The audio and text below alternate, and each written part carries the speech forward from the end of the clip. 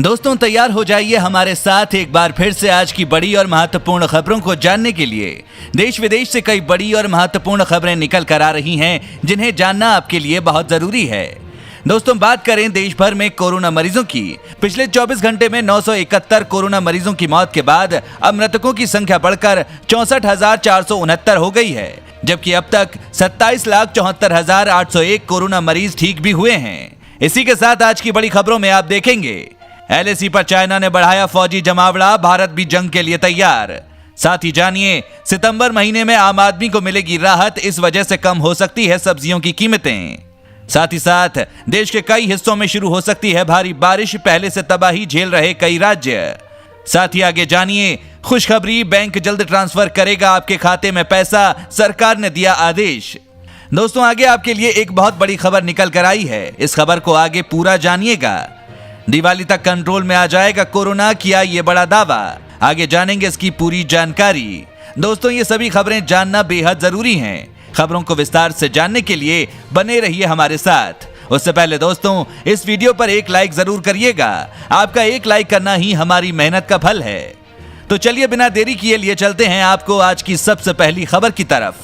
LAC पर China ने बढ़ाया फौजी जमावड़ा, भारत भी जंग के लिए तैयार।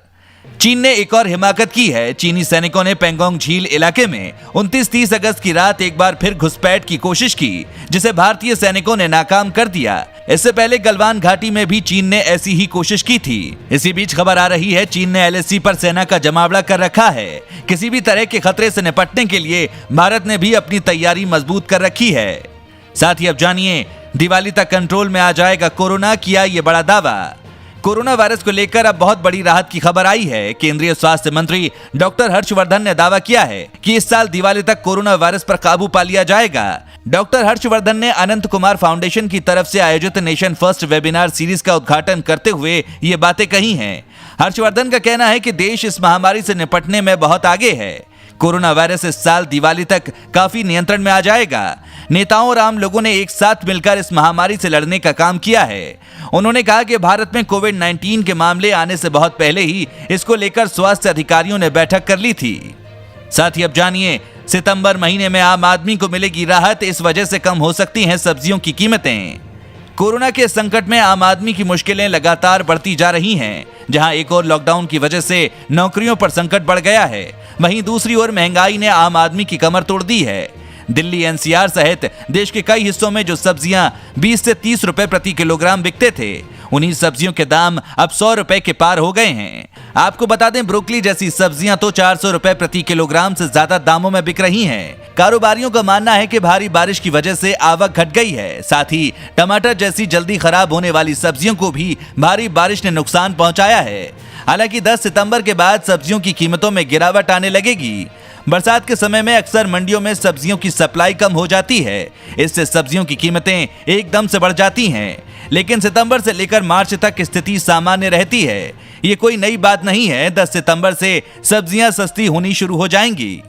और अब जानिए भारत ने कोरोना वैक्सीन को लेकर बनाया ग्लोबल प्लान, पाकिस्तान को छोड़कर सभी पड़ोसी देशों को मिलेगी मदद।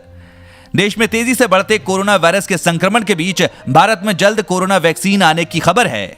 कोरोना वैक्सीन के बाजार में आने के बाद लोगों तक इसकी पहुंच बनाने के लिए केंद्र सरकार 5 अलग अलग तरीकों पर काम कर रही है। इसमें निःशुल्क टीकों से लेकर गारंटीकृत आपूर्ति तक शामिल है। कोरोना वैक्सीन को लेकर अब खबर मिली है कि केंद्र सरकार अपने साथ ही पड़ोसी देशों को भी वैक्सीन की आपूर्ति करने का ग्लोबल प्लान तैयार कर रही है। इसमें पश्चिम एशिया, अफ्रीका और लैटिन अमेरिका के देश भी शामिल हैं। भारत में इस समय 3 कोरोना वैक्सीन का ट्रायल चल रहा है। दोस्तों इस चैनल पर हम आपको देश और दुनिया भर की सभी ताजा खबरों को सबसे पहले लेकर आते हैं। अगर आप भी चाहते हैं कि दुनिया भर की खबरें आपके पास सबसे पहले पहुंचें, तो चैनल को बिना भूले नीचे दिए गए लाल बटन को दबाकर सब्सक्राइब जरूर कर दें और बेल आइकन को भी जरूर दबाएं। कोरोना के चलते इस जगह 30 सितंबर तक जारी रहेगी धारा 144, जानिए क्या रहेगा बंद। प्रदेश के गौतम बुद्ध नगर में कोविड-19 महामारी के चलते भारत सरकार और उत्तर प्रदेश शासन द्वारा लागू किए गए अनलॉक 4.0 की वजह से 30 सितंबर तक धारा 144 लागू की गई है। जिले के अपर पुलिस उपायुक्त आशुतोष द्विवेदी ने बताया कि कोविड-19 महामारी की वजह से अनलॉक 4 घोषित किया गया है। उन्होंने बताया कि इसकी वजह से 1 सितंबर से 30 सितंबर तक जनपद में धारा 144 लागू रहेगी। प्रत्येक शुक्रवार रात 10 बजे से सोमवार सुबह 5 बजे तक आवश्यक सेवाओं में लगे लोगों के अलावा अन्य के लिए आवागमन प्रतिबंधित रहेगा। 65 वर्ष से अधिक आयु के व्यक्ति, बीमार, गर्भवती महिलाएं और 10 वर्ष की आयु से नीचे के बच्चे घरों के अंदर ही रहेंगे।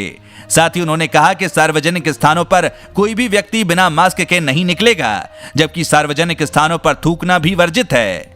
साथ ही अब जानिए, देश के कई हिस्सों में शुरू हो सकती है भारी बारिश, पहले से तबाही झेल रहे कई राज्य। देश के कई हिस्सों में बहुत भारी बारिश की आशंका जताई गई है। मौसम विभाग के मुताबिक दक्षिण भारतीय राज्यों कर्नाटक, केरल और तमिलनाडु के कुछ हिस्सों में 2 और 3 सितंबर को बहुत भारी बारिश हो सकती है। वहीं पश्चिमी राजस्थान में 1 सितंबर को कई इलाकों में भारी बारिश का अनुमान लगाया गया है। मौसम विभाग के मुताबिक गुजरात के कच्छ के इलाकों में भी आज भारी बारिश हो सकती है। अगले 2-3 दिनों में उत्तर पूर्वी भारत और पश्चिमी हिमालयी क्षेत्रों में सामान्य से ज्यादा बारिश होने का अनुमान लगाया गया है। गौरतलब है कि देश के कई हिस्सों में पिछले 2 दिन से लगातार हो रही भारी बारिश से तबाही का मंजर है। अब तक बारिश और बाढ़ के चलते कम से कम 24 लोगों की मौत हो गई, जबकि 11,000 से ज्यादा लोगों को सुरक्षित स्थानों पर पहुंचाया गया है।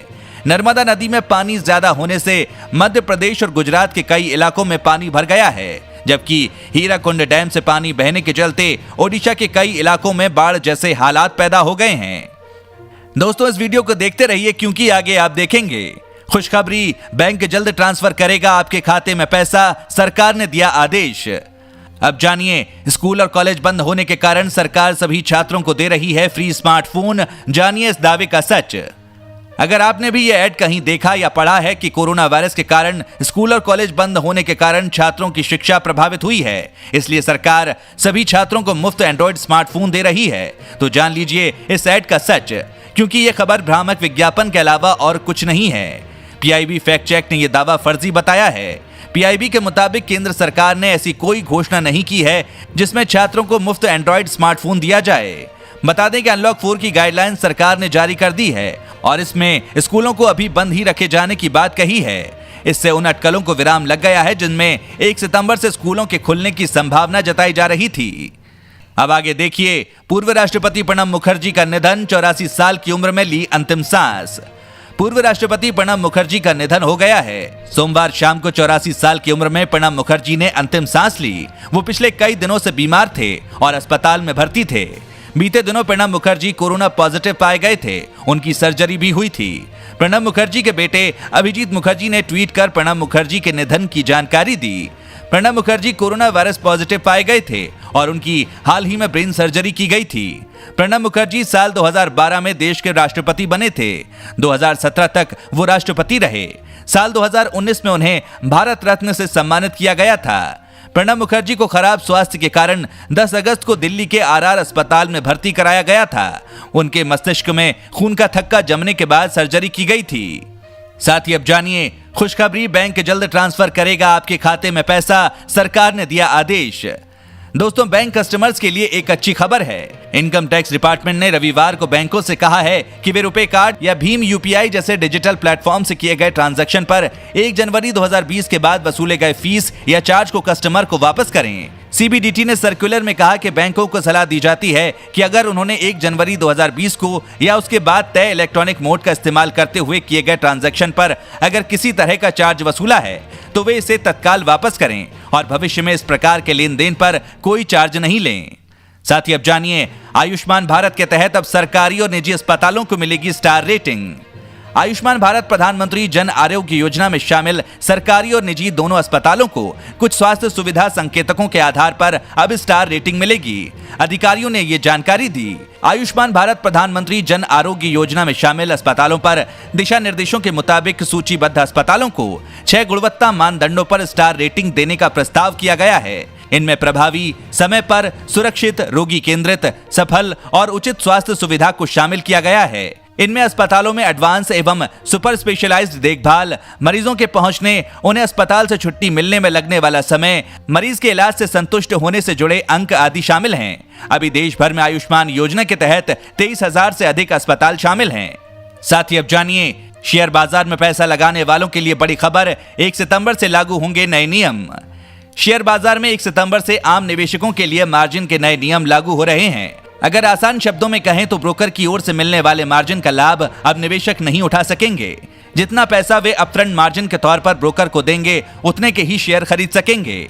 शेयर बाजार रेगुलेटर सेबी ने मार्जिन ट्रेडिंग को नए सिरे से तय किया है।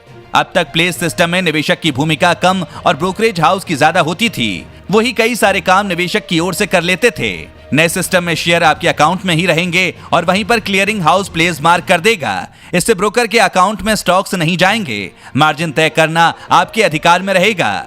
साथ ही अब जानिए, मोदी सरकार दे रही है इस साल सस्ता सोना खरीदने का आखिरी मौका। मिल रहा है इतने रुपए सस्ता।